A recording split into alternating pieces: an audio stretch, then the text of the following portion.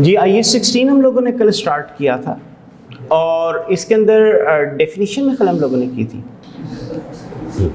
Definition हम लोगों ने इसमें डिस्कस कर ली थी। आज आपका ने कहा था इसके बाकी जो पार्ट्स हैं वन बाय वन हम उनको भी डिस्कस करेंगे। तो नेक्स्ट जो चीज़ स्टैंडर्ड ने आपको डिस्कस की हुई है वो है रिकग्निशन क्राइटेरिया।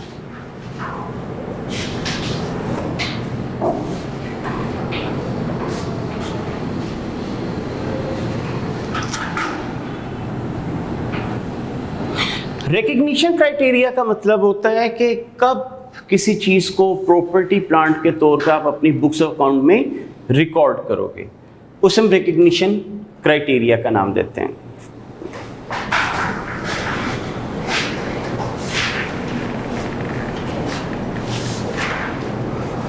तो आपका ने कहा था यूनिवर्सल कंडीशन है, तकरीबन जितने भी नॉन करंट एसेट्स के स्टैंडर्ड हैं, यानी जितने भी एसेट्स के स्टैंडर्ड हैं इनफैक्ट, वो आपको ये क्राइटेरिया बताते हैं कि दो कंडीशन फुलफिल होनी चाहिए।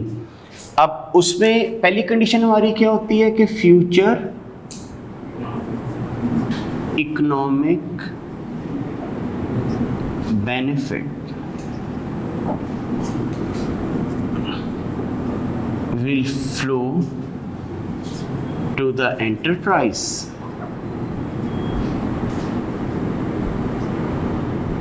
एंड दूसरा होता था हमारा reliable estimate of cost.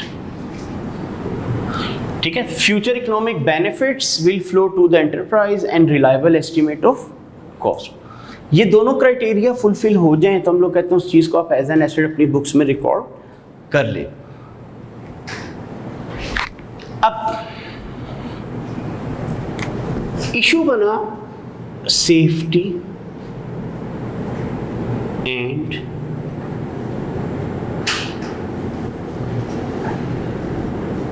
Environmental equipment का।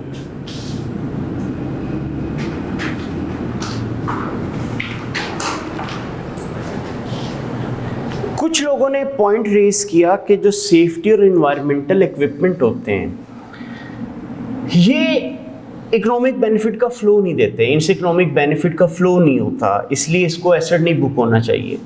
उसके ऊपर फिर स्टैंडर्ड ने इसकी एक्सप्लेनेशन दी और उसने इसकी ट्रीटमेंट के बारे में गाइड किया। अच्छा, अगर आप लोगों से मैं पूछूं कि ये एनवायरमेंटल इक्विपमेंट क्या होते हैं, कोई आइडिया हो?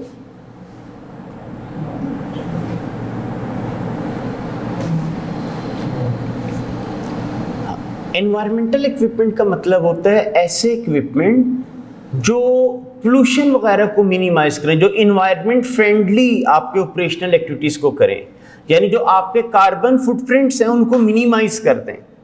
इसी तरह सेफ्टी का मतलब होता है कि सेफ्टी मेजर के लिए आपने चीज़ें रखी हुई, जैसे आप लोगों ने देखा होगा कि पाकिस्तान के अंदर जो इन्वायरमेंट फ्रेंडली लॉबीज हैं, ठीक है, वो इतनी कोई एक्टिव नहीं है। जो जिस हद तक पोल्यूशन फैला सकता है फैलाता है, ठीक है। तो डेवलप कंट्रीज के अंदर इस तरह नहीं होता। वो लोग कहते हैं कि जी पहले आप सारी रिक्वायरमेंट फुलफिल करेंगे, उसके बाद आप लोग अपना ऑपरेशन स्टार्ट कर सकेंगे। मसलन इधर का तो खैर मुझे इतना आइडिया नहीं, लेकिन अगर लाहौर में हम लोग बात करें ना तो उधर शेखुपुरा रोड पे बहुत ज़्यादा स्टील मिल्स हैं, ठीक है। अब स्टील मिल का आपको पता है रॉ मटेरियल तो स्टील ही, लोहा ही होगा, ठीक है। अब वो करते कि आपने देखा स्क्रैप के तौर पे लोग लोहा खरीद के ले जाते हैं आप लोगों से, वो बाद में उसी को मेल्ट करते हैं, मेल्ट करके फिर उसका जो भी उन्होंने चीज़ बनाती, सरिया या जो भी चीज़ वो बनाते हैं उसकी, तो अब उसको मेल्ट करने के लिए हीट यूज़ होती है, ठीक है। आग जलाई जाती है ताकि वो मेल्ट हो और फिर उसको अपनी रिक्वायरमेंट के मुताबिक यूज़ करें। अब वो स्टील मिल जो है ना वो सारे का सारा स्मोक एयर में एग्जॉस्ट करती हैं, यानी आप उन फैक्ट्रियों के पास से गुजरे काले धुएं के बादल बने होते हैं अगर, ठीक है, लेकिन कोई रोक ही नहीं रहा उनको, पोल्यूशन वगैरह फैलती है। अब आपने देखा आगे सर्दियां शुरू होंगी, फोग स्मोक ये सारा काम शुरू हो जाएगा आपका। तो डेवलप कंट्रीज के अंदर भी स्टील मिल्स हैं, लेकिन वहाँ ऐसे नहीं होता। रीज़न क्या है कि उन्होंने ट्रीटमेंट प्लांट लगवाए होते हैं कि जी आपने जो कार्बन फुटप्रिंट है इसको मिनिमाइज करना है, उसके लिए वो ट्रीटमेंट प्लांट लगाते हैं। अब लोगों ने कहा कि यार हमने वो प्लांट लगाया, खर्चा आया, प्लांट चलाते हैं फिर खर्चा आता है, प्लांट खराब हो जाए रिपेयर कराते हैं फिर खर्चा आता है। तो उन्होंने कहा कि कैश का इनफ्लो तो हमें हुआ ही नहीं, तो इसलिए उन्होंने कहा इसका मतलब इससे इकोनॉमिक बेनिफिट का फ्लो ही नहीं हो रहा हमें। तो इस पे ना उन्होंने रेस किया पॉइंट कि यार ये हमारे एसेट नहीं है। तो उसके ऊपर फिर बात की गई कि नहीं, ये भी आपके एसेट्स हैं, अगर ये एग्जिस्ट नहीं करते होंगे तो फिर आपके बाकी एसेट भी बेनिफिट नहीं जनरेट कर सकते।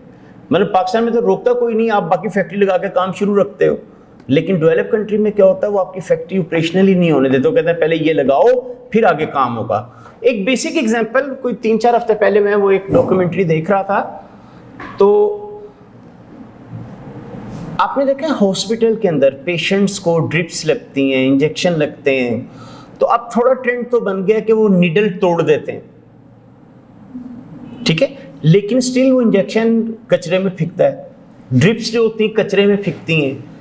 तो इंटरनेशनल लॉ ये होता है कि चाहे प्राइवेट हॉस्पिटल हो चाहे पब्लिक हॉस्पिटल हो, ये बॉयलर इंस्टॉल करेंगे और बॉयलर के अंदर इनको या तो बंद कर दिया जाएगा इन चीज़ों को, या इनको इतनी ज़्यादा हीट दी जाएगी कि वो जो बैक्टीरिया या वायरस वगैरह हैं वो मर जाए।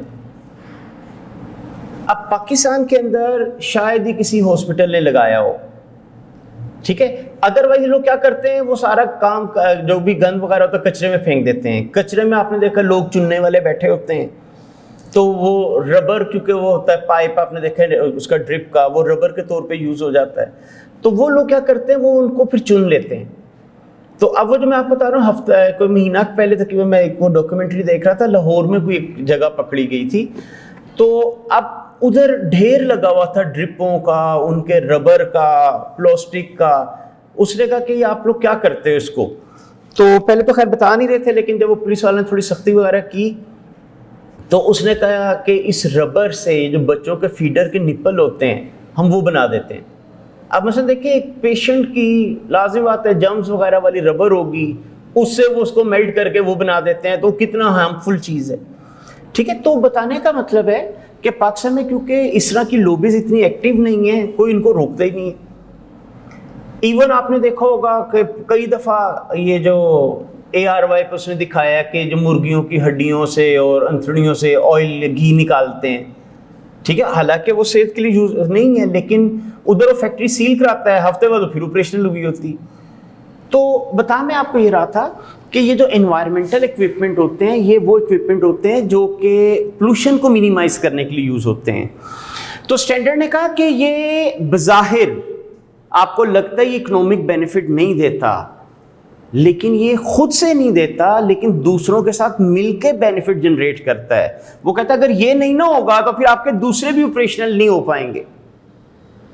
तो उस वजह से वो कहते हैं ये भी आपका एसेट होता है, इससे भी इकोनॉमिक बेनिफिट का फ्लो होता है, इसलिए इसको भी एसेट के तौर पर रिकॉर्ड करो और इसकी लाइफ में इसको डेप्रिशिएट करो। तो इसके लिए उसने आपको गाइड किया, these are also recognized as assets and be depreciated over respective lives. Useful life लिख लीजिए।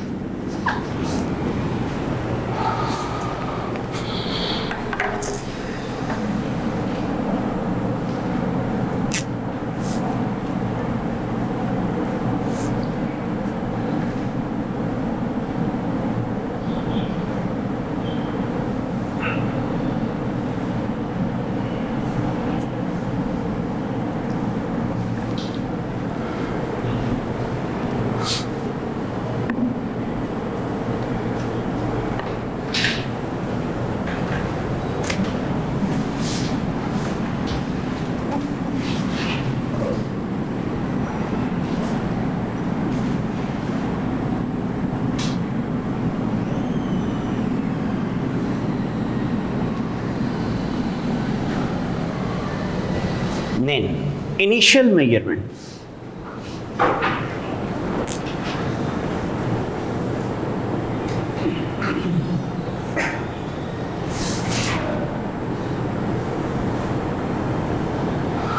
इनिशियल मेजरमेंट का मतलब होता था कि जब ये रिकग्निशन क्राइटेरिया फुलफिल हो जाए, किताबों में रिकॉर्ड करो तो किस कीमत पे करो। तो क्या रूल हमने पढ़ा हुआ था, किस पे करते होते हैं? हाँ जी, उसकी कॉस्ट पे करते होते हैं।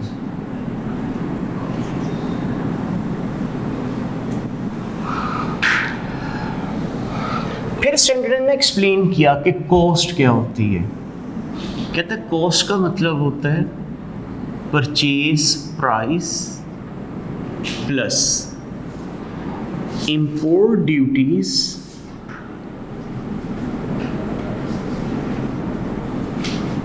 And non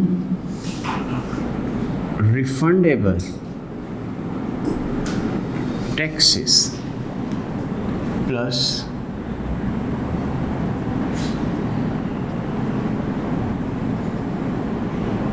transportation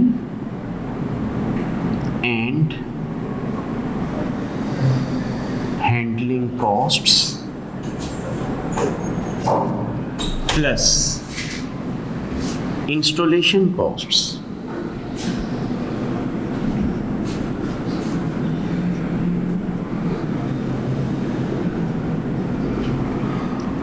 plus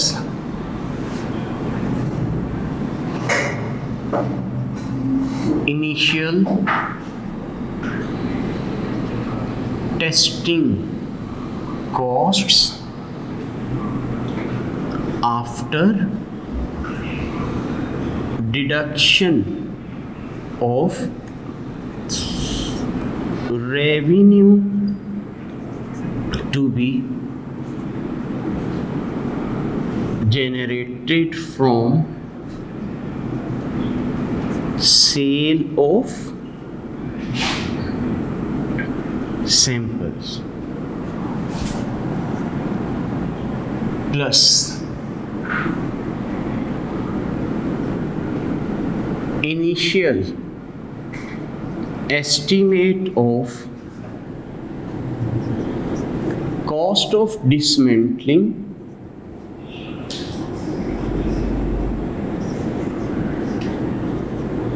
and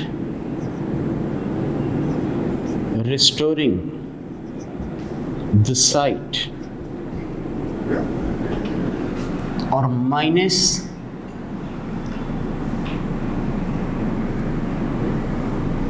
if there is any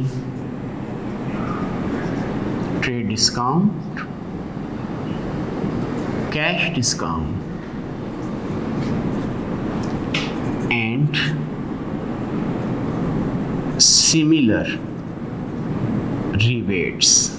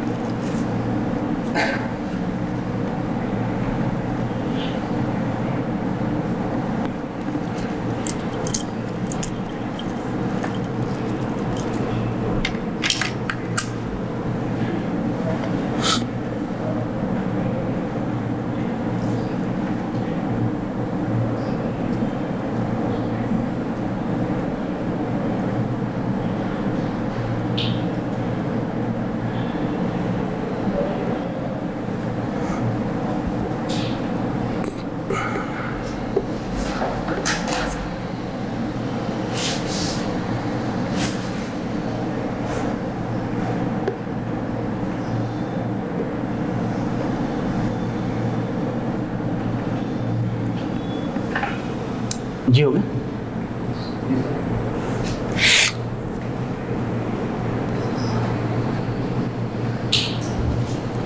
अच्छा, स्टैंडर्ड ने कहा कि कॉस्ट का मतलब होता है उस चीज की परचेज प्राइस, मतलब जितने की आपने वो चीज खरीदी।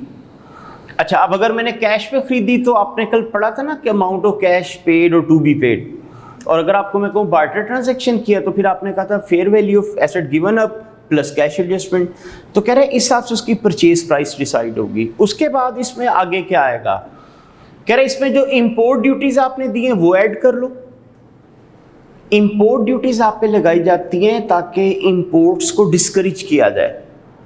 पहले कभी ना बैन लगा देते थे, ये चीज़ इंपोर्ट नहीं हो सकती किसी दौर में। बाद में जब फ्री ट्रेड का कॉन्सेप्ट आया तो उन्होंने कहा आप रिस्ट्रिक्शन नहीं लगा सकते कि जी आप ये चीज़ इंपोर्ट नहीं कर सकते, ज़रूरत है तो होगी। तो फिर उसको डिस्करेज करने का तरीका ये निकाला, हम उस पर हैवी टैक्सेस लगा देते हैं, इंपोर्ट ड्यूटीज बहुत ज़्यादा लगा देते हैं। जैसे आप लोगों ने, अगर आप लोग चले जाएं 2007-8 इस दौर में, तो इस दौर में ना इंपोर्टेड कार्स पाकिस्तान में यूज्ड वाली आना शुरू हुई थी।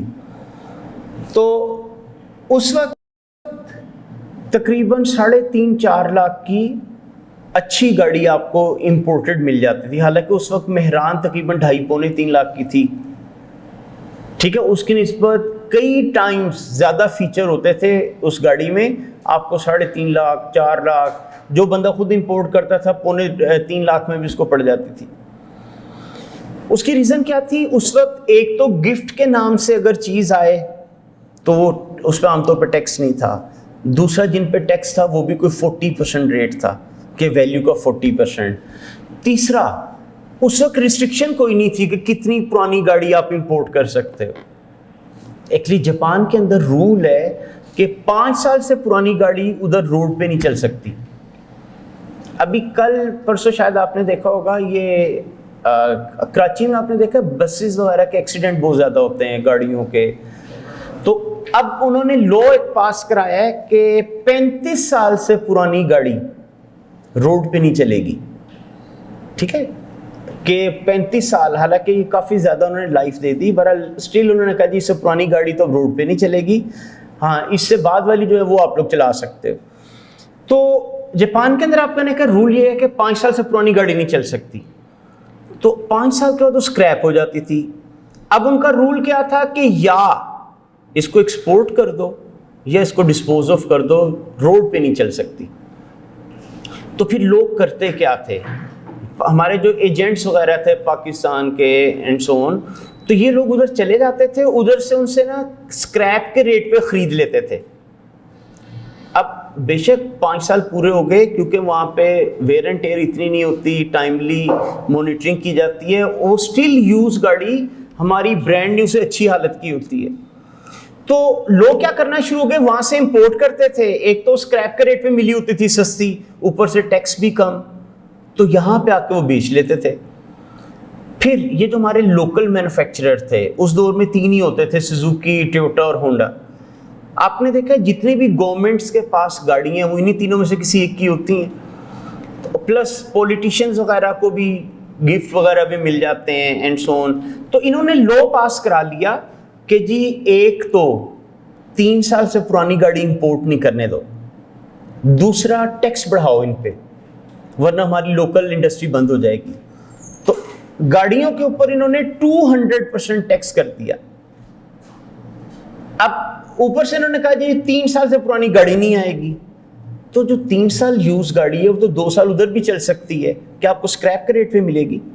नहीं, एक तो वो महंगी हो गई, ऊपर से 200% टैक्स पड़ गया, फिर अलग से किराया भी पड़ना है, अदर खर्चे भी पड़ने हैं, तो वो महंगी गाड़ियां होना शुरू हो गई। तो लोकल फिर उस जैसे लोगों ने खरीदना शुरू कर दी। अभी आपने देखा होगा पिछले हफ्ते इन्होंने कहा गवर्नमेंट ने कि 40% मजीद टैक्स दे दो, तो चलो 5 साल से पुरानी वाली गाड़ी भी इंपोर्ट कर लेना, ठीक है। अब यही वजह है कि अब वो आजकल आप देख रहे होंगे वो कह रहे हैं जी गाड़ियां बड़ी सस्ती हो जाएंगी। अब 40% मजीद का मतलब 200% तो पहले था, 240% टैक्स कर दो। लेकिन अब फायदा क्या होना है, फायदा ये होना है कि 5 साल पुरानी जो गाड़ी होगी वो तो स्क्रैप के रेट पे मिलेगी, तो उस वजह से अगर 240% टैक्स ले भी ले तब भी वो सस्ती पड़ेगी। तो अब ये है कि कुछ अर्से तक इंशाल्लाह वो गाड़ियाँ आना शुरू होंगी तो फिर लोकल में और रेट गिरेंगे गाड़ियों के।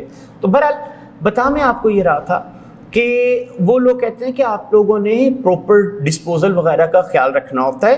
तो ये जो इंपोर्ट ड्यूटीज़ होती हैं ये मैं आपको बता रहा था, ये इंपोर्ट को डिस्करेज करने के लिए हम लगाते हैं, इसलिए ये रिफंड नहीं होती, ये हमेशा ही नॉन रिफंडेबल होती है।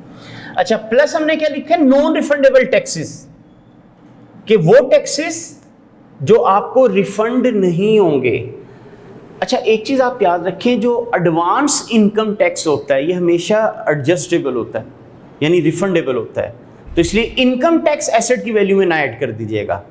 आप लोग ब्रांड न्यू गाड़ी खरीदें ना, तो जब आप गाड़ी खरीदने के लिए शोरूम पे जाते हैं, उसको पैसे देते हैं, तो वो आपसे ना सब्जेक्ट टू योर पोजीशन और गाड़ी का वर्जन वो आपको बताता है जी 1 लाख इनकम टैक्स भी निकाल दो या 2 लाख रुपए इनकम टैक्स निकाल दो, वो आप लोगों को उधर इनकम टैक्स देना पड़ता है उनको, ठीक है। बाद में क्या होता है, जब आप अपनी रिटर्न फाइल करते हैं, फर्ज करें आप उधर लाख रुपया टैक्स दे आए, आपने जब अपनी रिटर्न फाइल की आपका टैक्स बनता था 1.5 लाख, तो फिर हम जब टैक्स जमा कराने जाएंगे ना, हम कहेंगे लाख रुपए उधर गाड़ी पे मैं दे चुका हूं, 50 बचा हुआ ये ले लो। तो इसका मतलब वो जो लाख रुपया गाड़ी पे दे के आए बाद में वो एडजस्ट हो गया, तो उसे हम कहते हैं एडजस्टेबल या रिफंडेबल टैक्स। तो अगर वक्ती तौर पे टैक्स दे आए बाद में रिफंड हो गया तो क्या वो आपका एक्सपेंस था? नहीं। इसलिए स्टैंडर्ड ने क्या कहा, कॉस्ट में कौन से वाले टैक्स ऐड करना, जो नॉन रिफंडेबल हो। अच्छा देखें, आप लोग बाजार से जो भी चीज खरीदते हो उस पर क्या लिखा होता है, retail price plus sale tax, ठीक है। इसके अलावा जो भी चीज खरीदते हो उस पर सेल टैक्स दे के आते हो, क्या आज तक कभी आपको रिफंड मिला? नहीं। उसकी वजह यह है कि हम लोग हैं एंड यूजर, कंज्यूमर को रिफंड नहीं मिलता। लेकिन ये जो बिजनेसमैन होते हैं, अगर वो रजिस्टर्ड हो सेल टैक्स के लिए तो उनको सेल टैक्स रिफंड होता है, ठीक है। वो इंशाल्लाह आप टैक्स के अंदर जाके डिटेल में चीजें पढ़ोगे। तो बहरहाल स्टैंडर्ड ने आपको कहा कि नॉन रिफंडेबल टैक्स जो है ना, ये कॉस्ट के अंदर आप शामिल करोगे, इसका अगर कोई रिफंडेबल है तो वो शामिल नहीं होगा। फिर कहता है ट्रांसपोर्टेशन कॉस्ट, आसान लफ्जों में ना हम कहते हैं नॉन करंट एसेट को खरीदने से लेके रनिंग पोजीशन में लाने तक के जो खर्चे हैं उसकी कॉस्ट में ऐड करो। तो अगर आपने मशीनरी खरीद ली, फैक्ट्री ना लेके आए, क्या प्रोडक्शन शुरू कर देगी? नहीं। तो हम कहते हैं जो ट्रांसपोर्टेशन कॉस्ट है वो भी ऐड कर दो। उसके बाद हैंडलिंग कॉस्ट। अब हैंडलिंग कॉस्ट क्या चीज है कि आपने सामान को ट्रक में लोड कराया, इधर अनलोड कराया, रास्ते की इंश्योरेंस करा ली कि रास्ते में कोई डैमेज ही ना हो जाए, ठीक है।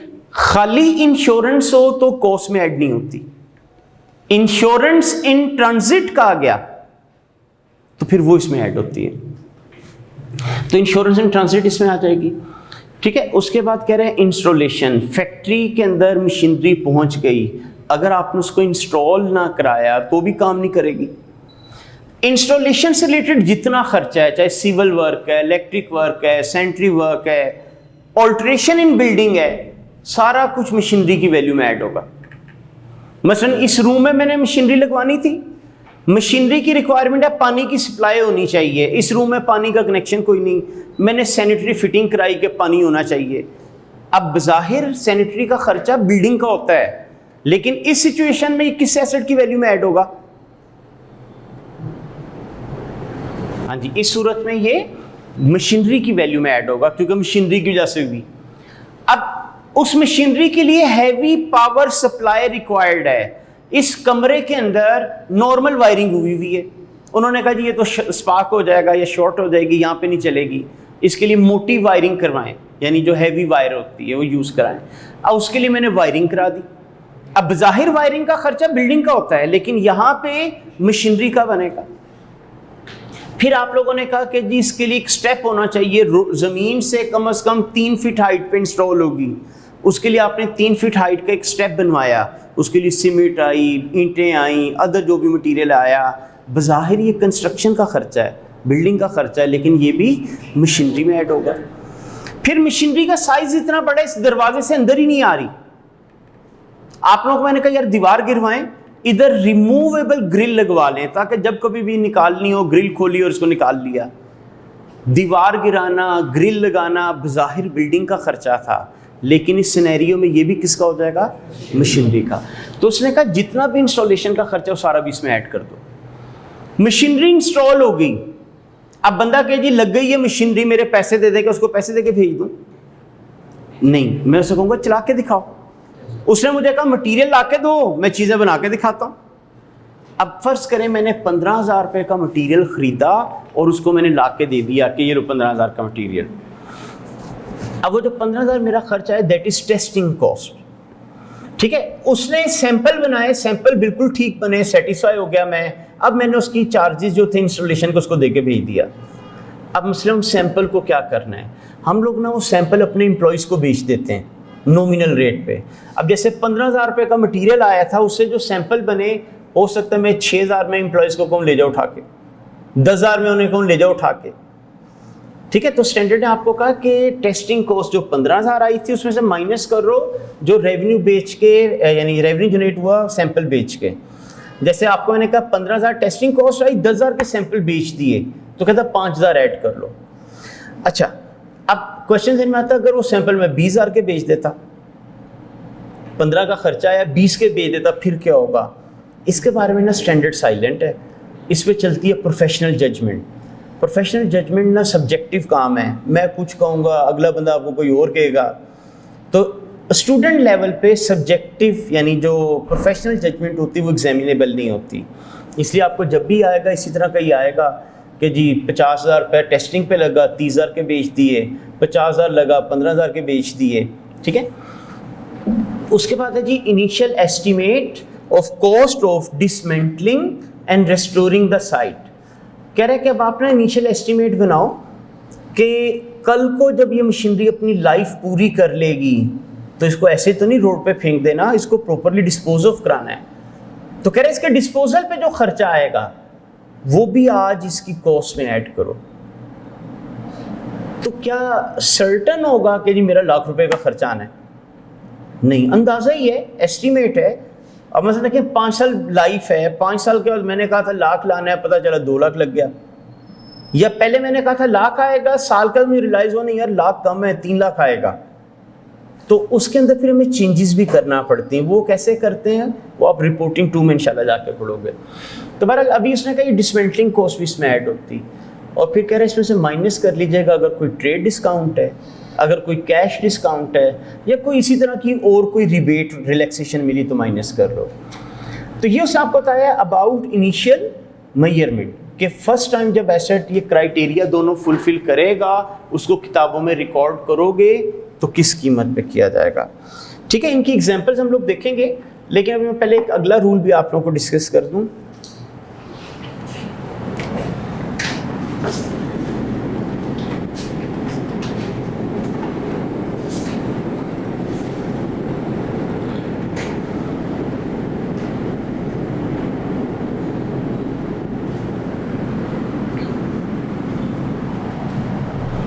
That is exchange of assets.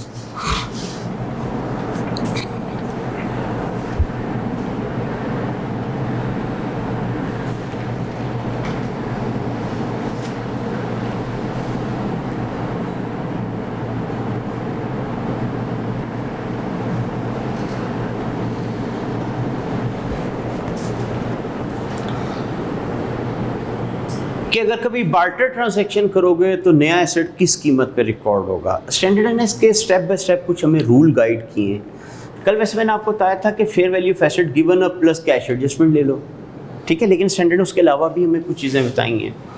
तो फर्स्ट ऑफ ऑल हम लोग कहते हैं कि new asset would be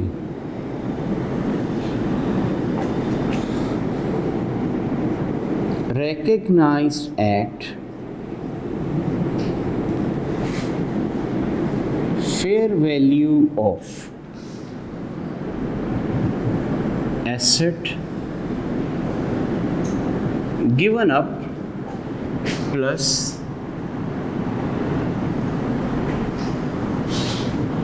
cash adjustment।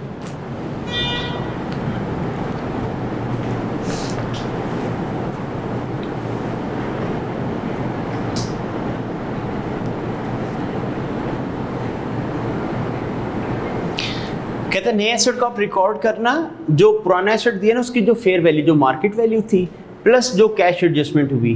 कल मैंने आपको डिटेल में बता दिया था, अगर पेमेंट की है तो ऐड कर लेना और अगर रिसीव किया तो लेस कर लेना।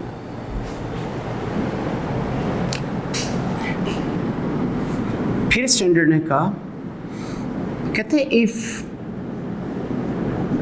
Fair value of new asset is more evident then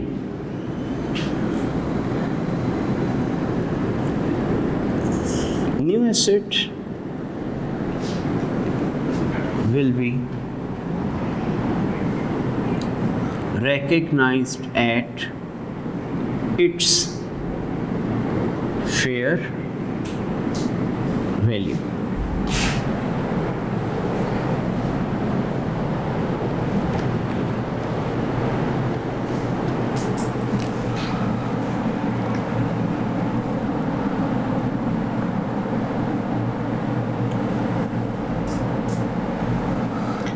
कहता है अगर आप लोगों को लगता है ना कि जो नया एसेट है उसकी फेयर वैल्यू ज़्यादा रिलायबल है, ये उस पर ट्रांजैक्शन हुआ है, तो कह रहा है फिर उसी पे रिकॉर्ड कर देना। लेकिन ये आप लोगों ने कब करना है, जब ये आपको क्वेश्चन में मेंशन हो। अगर इसका जिक्र नहीं है तो पहले वाले रूल चलेगा। अब फर्ज करें आपको मैं कहता हूँ यार ना पुराने की फेयर वैल्यू रिलायबल है ना नए की फेयर वैल्यू रिलायबल है, तो स्टैंडर्ड कहता है फिर ये दोनों रूल ही नहीं लग सकते। ऐसी सूरत में कहता है फिर आप तीसरा रूल अप्लाई करना, यानी in the absence of reliable fair values new asset would be recognized at carrying amount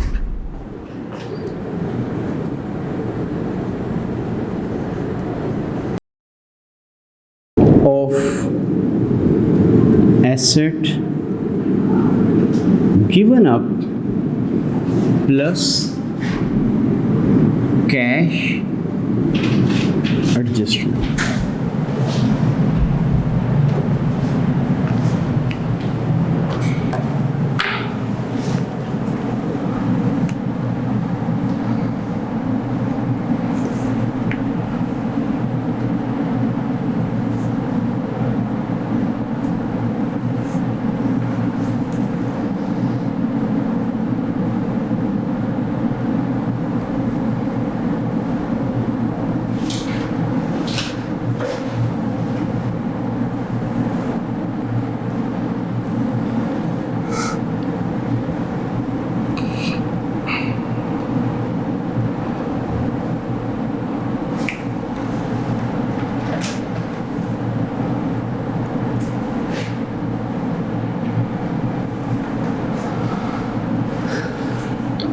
ठीक है, तो उसने आपको कहा कि फर्स्ट रूल हमारा ये है कि जो पुराना एसेट दिया उसकी मार्केट वैल्यू, उसकी fair value plus cash adjustment.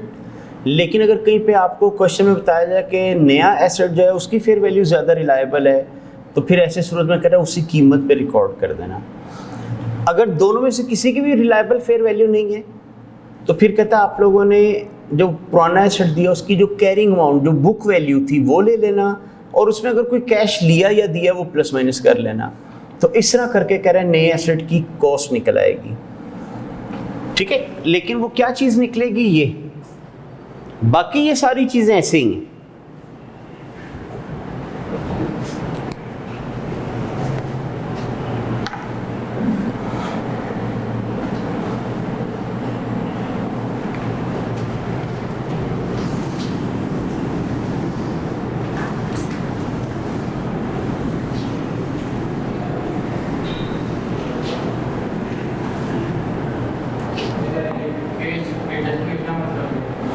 Cash adjustment का मतलब देखा, या आपने पैसे साथ दिए होंगे या वापस ले आए होंगे। अगर आपकी चीज़ महंगी वाली थी तो पैसे वापस ले आए होंगे, तो अगर आप दे के आए हो तो ऐड होगा, और अगर वापस लेके आए तो लेस होगा। ठीक है, वो जो कल मैंने आपको लिखवाया था ना कि add cash paid less cash receive, वो चीज़।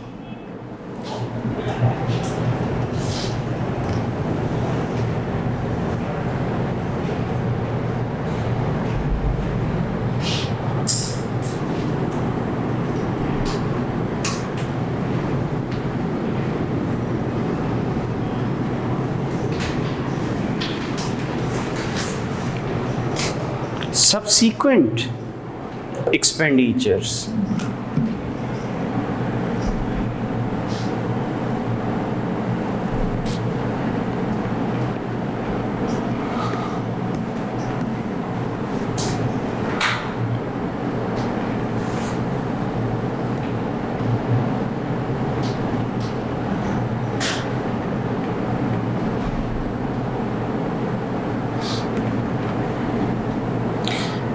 सब्सिक्वेंट एक्सपेंडिचर का मतलब कि फर्स्ट टाइम आप लोगों ने एसेट खरीदा को उस पर रिकॉर्ड कर लिया, कल को आप उस पर खर्चे कर रहे हो, ठीक है, उसकी क्या ट्रीटमेंट होगी। जैसे मशीनरी है, एक ख़ास ड्यूरेशन का तो उसका ऑयल चेंज करना पड़ता है। अब वो जो लुब्रिकेंट्स आप चेंज करोगे उसको क्या करना है, माइट भी उसका कोई पार्ट ख़राब हो गया, आपको पार्ट बदलना पड़ जाए। हो सकता है आप लोग कोई ऐसा खर्चा करो जिससे उसके अंदर इम्प्रूवमेंट आ जाए, तो इनकी क्या ट्रीटमेंट होगी वो अब हम डिस्कस करने जा रहे हैं।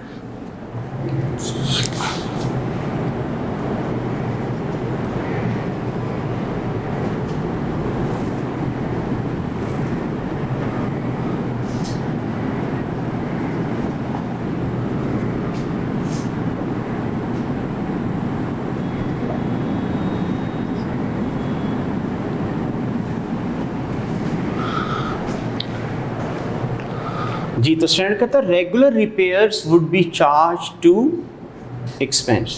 कहता है जो रेगुलर रिपेयर है वो तो एक्सपेंस ही शो कराना। जैसे आपने ऑयल चेंज करा दिया, माइट भी उसके फिल्टर चेंज करा दिए, ठीक है, सर्विस करा दी, तो ये आप लोग कहते हैं एक्सपेंस शो कराना।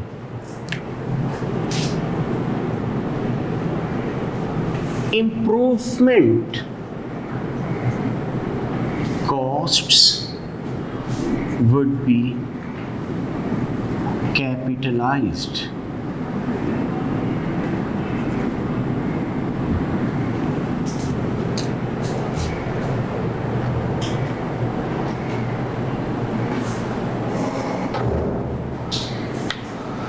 Improvement costs, ये क्या मतलब होता है इम्प्रूवमेंट? हाँ, यानी जो आप खर्चा करो उसके बाद या उस एसेट की लाइफ एक्सटेंड हो जाए, ठीक है। यानी इंप्रूवमेंट में क्या कुछ आ सकता है, उससे अगर आपकी लाइफ एक्सटेंड हो जाए,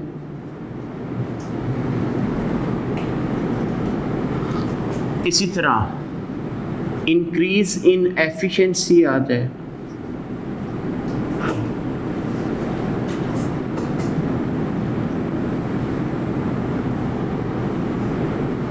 इंक्रीज इन प्रोडक्टिविटी आ जाए,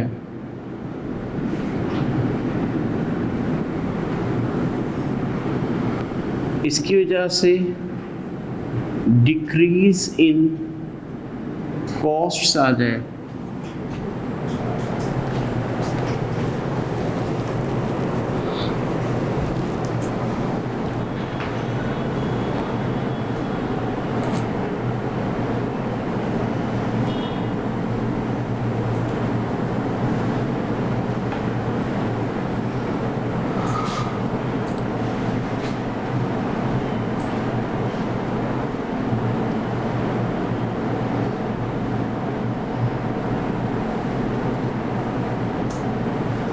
उसके बाद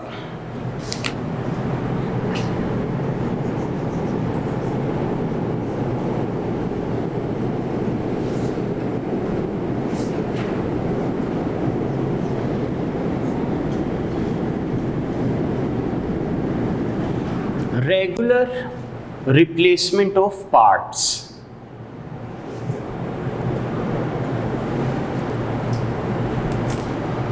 कहते हैं कई दफ़ा एसिड के ना डिफरेंट पार्ट्स की लाइफ डिफरेंट होती है, तो अगर आपने एसिड की मैक्सिमम लाइफ यूटिलाइज करनी तो उसके पार्ट आपको रिप्लेस करना पड़ जाते हैं,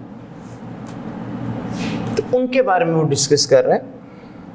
जैसे स्टैंडर्ड ने एग्जांपल दी हुई है एयरक्राफ्ट की, कह रहे हैं एयरक्राफ्ट के इंजन की लाइफ डिफरेंट होती है, उसका जो एयर फ्रेम यानी जो बॉडी होती है उसकी लाइफ डिफरेंट होती है, और उसका जो इंटीरियर है सीटें और अंदर डेकोरेशन का सामान कहते हैं उसकी लाइफ डिफरेंट होती है। एक दफ़ा रिपोर्टिंग 2 में क्वेश्चन आया था, तो मैं उसकी वैल्यूज उसकी लाइफ अज्यूम कर लेता हूँ। यानी उसने कहा था एयरक्राफ्ट है, उसके इंजन की लाइफ है 20 साल, लेकिन जो उसका एयर फ्रेम बॉडी है कहता है उसकी लाइफ होती है 12 साल, लेकिन कहता है हमने सोचा हुआ हम तो 10 साल बाद बदल देंगे। 12 साल के 10 साल के, यानी उसकी जो बॉडी है कहता है वैसे वो 12 साल चल सकती है, लेकिन मैं 10 साल बाद बदल दूंगा। 12 साल इकोनॉमिक लाइफ और 10 साल यूजफुल लाइफ। हमने डेफिनेशन किस अर्से में लेनी होती है?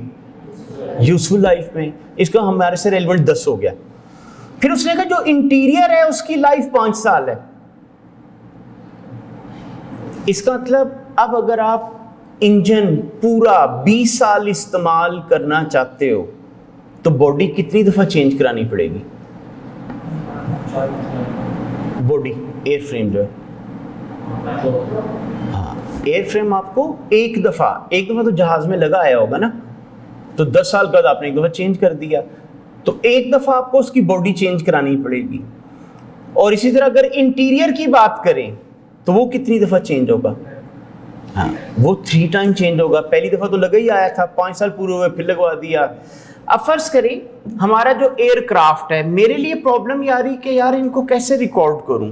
क्या मैं इस तरह कर लूं इंटीरियर अलग, इंजन अलग, एयर फ्रेम अलग, या एक ही नाम लिखो जी एयरक्राफ्ट? अब अगर मैंने एयरक्राफ्ट लिख दिया तो 5 साल के बाद क्या होगा? इंटीरियर की लाइफ हो जाएगी ख़त्म, तो आप लोगों को उसको रिप्लेस करना पड़ेगा। मज़ीद 5 साल गुजरे, अब इंटीरियर की लाइफ भी ख़त्म, एयर फ्रेम की लाइफ भी ख़त्म, आपने दोनों चीज़ें बदली। मज़ीद 5 साल गुजरे, इंटीरियर की लाइफ फिर ख़त्म, फिर वो बदला, फिर मज़ीद 5 गुजरे, फिर तीनों चीज़ों की लाइफ ही ख़त्म। तो अब मसला है कि ये जो आप 5 साल बाद इंटीरियर चेंज कर रहे हो, उसकी एंट्री, इसकी ट्रीटमेंट क्या हो? क्या इसको मैं रिपेयर शो करा दूँ? तो स्टैंडर्ड ने कहा कि नहीं, वहाँ पे लगेगा ये रूल। अब वो क्या है? कहते derecognise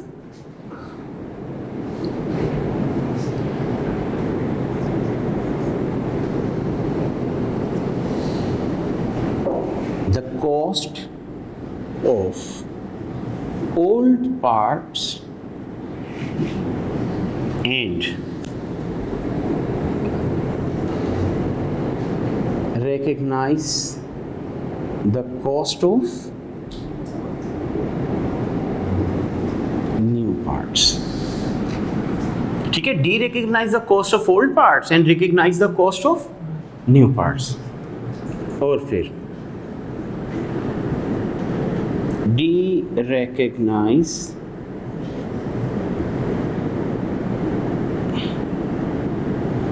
the accumulated depreciation of old parts.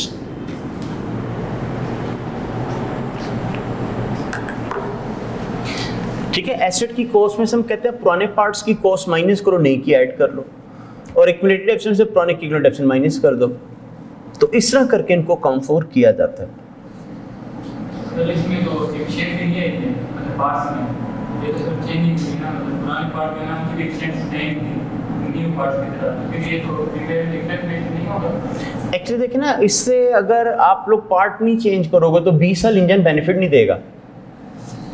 अब उसका 20 साल अगर बेनिफिट लेना है तो फिर आपको चेंज करानी पड़ेगी। उस वजह से हम लोग कहते हैं, यानी स्पेसिफिकली स्टैंडर्ड ने इनको बताया है। पहले कभी ना हमारा चलता था सेगमेंटेशन रूल। सेगमेंटेशन रूल कहता था इन तीनों पार्ट्स को अलग अलग शो करा दो, हम इनको अलग अलग लिखते थे, अपनी अपनी लाइफ में ख़त्म कर देते थे, मसला ही कोई नहीं था। लेकिन बाद में जब स्टैंडर्ड में चेंज हुआ, जो आप पढ़ते हो ये है एग्रीगेशन कॉन्सेप्ट फॉलो करता, कि एग्रीगेट करके इसको एक ही एसिड लिखो एयरक्राफ्ट के नाम से, फिर वहाँ पे ये मसले आते हैं, उसका फिर उसने हल ये बताया हुआ है। अच्छा जी, तो ये आज आपको मैंने कुछ रूल्स एक्सप्लेन किए हैं, आज आप इनको थोड़ा सा याद कर लीजिएगा। कल मैं पहले ना इनके क्वेश्चंस कराऊंगा, फिर स्टैंडर्ड का जो बाकी पार्ट है हम उसको डिस्कस करना शुरू करेंगे।